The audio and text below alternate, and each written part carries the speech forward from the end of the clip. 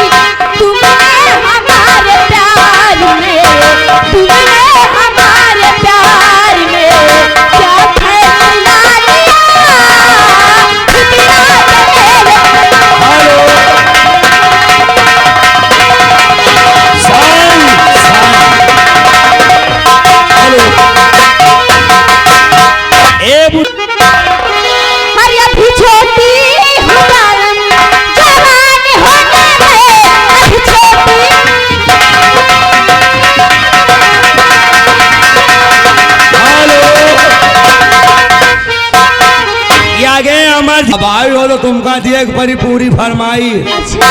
गाना जो चल रहा गाना पूरा होना चाहिए। अभी छोटे